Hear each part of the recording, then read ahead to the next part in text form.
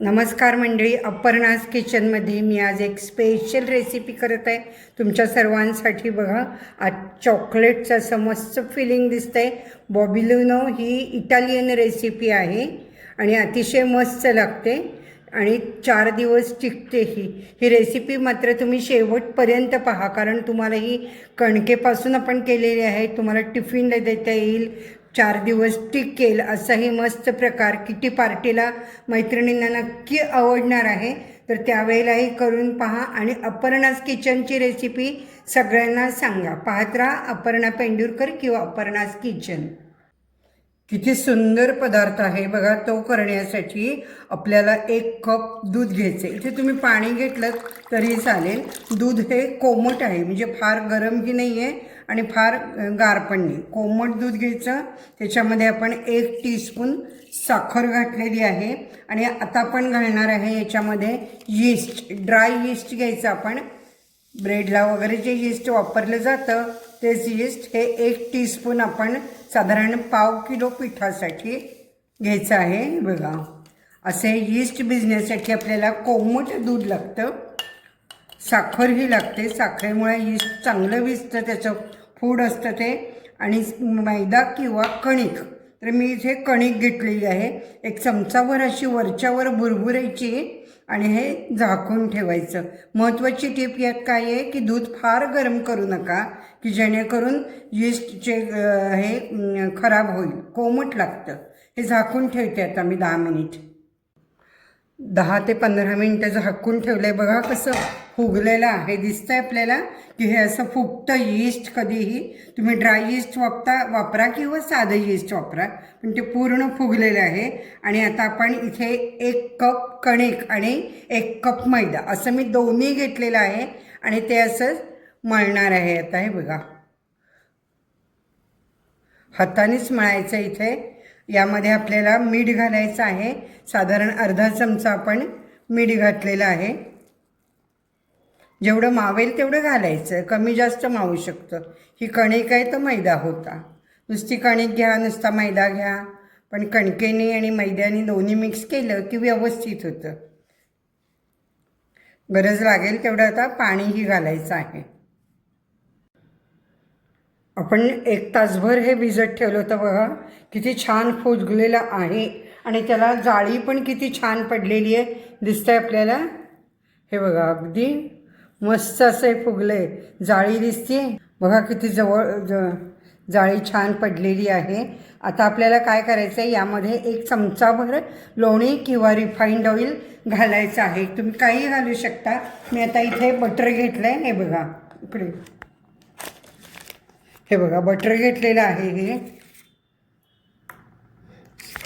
1 चमचाभर रेग्युलर घरातलं घेतलं तरी चालेल। हे गरम करून मी त्यामध्ये घालणार आहे। हे असं जाळीदार फुगलेलं आहे।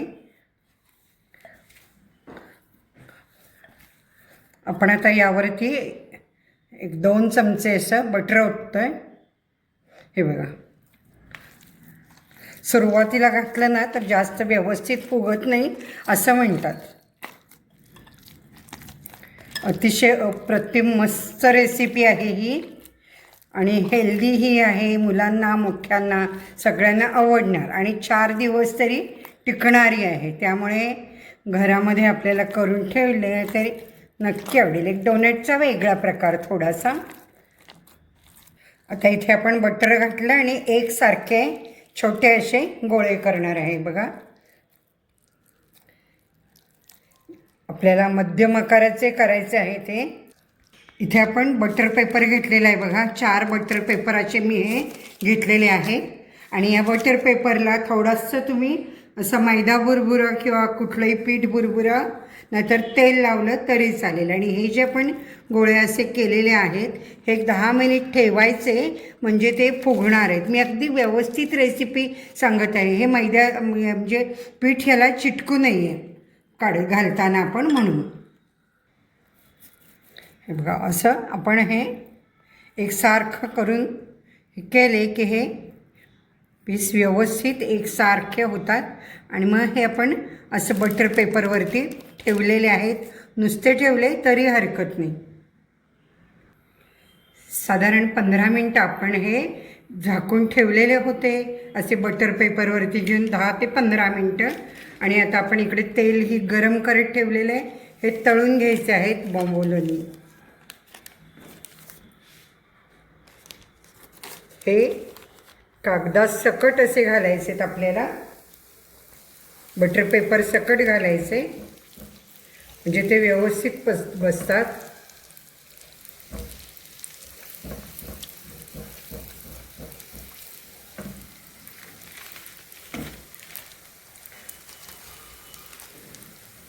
हे बघा असं काढून घालते मी, तो जरा पसरू शकतो म्हणून. रेस्टॉरंटमध्ये किंवा बेकरीमध्ये काय करतात ते वेपर सकट घालतात, सर्व करायलाही बरं पडतं. थोडे पिंक कलरवरती हे बोंबोलोनी तळून घ्यायचे आहेत. या रील्सचं नाव आहे रेसिपीचं. इटालियन रेसिपी आहे ही. साधारण आपल्या डोनेटसारखाच प्रकार आहे बोंबोलोनी. बघा कागद बाजूला झालेला आहे, बटर पेपर. पुढचाही पीस आपण असाच बटर पेपर सकट घालायचा आहे. अशा पद्धतीने आपण सगळे तळून घ्यायचे आहे. शक्यतो असं प्लेन नॉनस्टिक पॅन घ्या. असे आपले सगळे तळून झालेत. आपण पुढं काय करायचं आहे ते पाहूया लगेच. हे सगळे बोंबोलोनी तळून झालेले आहेत आणि आपण आता याच्यावरती पिठी साखर डस्ट करतोय. फार घालायची नाही, थोडीशी. बघा अशी चिकटते त्याला, म्हणून ते गरम असतानाच करायला लागतं. थोडी गोडसर लागायला पाहिजे. आणि आता आपण काय करायचं आहे, हे चॉकलेट घेतलं आहे, डार्क चॉकलेट. आपण ते मेल्ट करायचं आहे. तुम्ही डबल बॉयलरनी करा किंवा मायक्रोवेव्हमध्ये जस्ट 15-20 सेकंद केलं तरी मेल्ट होईल. इथे आपण आता डार्क चॉकलेट मेल्ट करून घेतलं आहे. तुमच्याकडे असेल ते चॉकलेट घ्या, डार्क घ्या, व्हाईट घ्या. आणि इथे आपण पायपिंग बॅग नोझल लावून घेतली आहे. कुठलंही नोझल तुम्ही लावा आणि हे आपण पायपिंग बॅगमध्ये चॉकलेट भरायचं आहे. गरम गरम हे बॉबिलोनो आहे. आता याच्यामध्ये आपण हे नोझल्स असं हलक्या हाताने दाबायचं आहे. बघा गेला आत ते. आणि हे चॉकलेट आहे हे आपण त्यामध्ये आतमध्ये भरायचे, फिलिंग करायचं आहे. वा, प्रत्येक गेला आपण असं फिलिंग करून घ्यायचं आहे. आणि आपण ऑलरेडी साखर तर घातलेली आहेच, पिठी साखर. हलकेच जायचं, हे मध्यापर्यंत जायला पाहिजे. अशी आपली ही मस्त रेसिपी झाली. पण तुम्ही प्लीज लाईक करा आणि शेअरही तुमच्या मैत्रिणींना करा की इतकी छान रेसिपी तुम्ही त्यांना शेअर केलीत तर नक्कीच आनंद होईल त्यांना. आणि कमेंट्समध्ये मला कसं वाटते ते सांगा. यातला अजून वेगळा आणखीन एक प्रकार आहे, तो आपण करूया का पाहूया मग.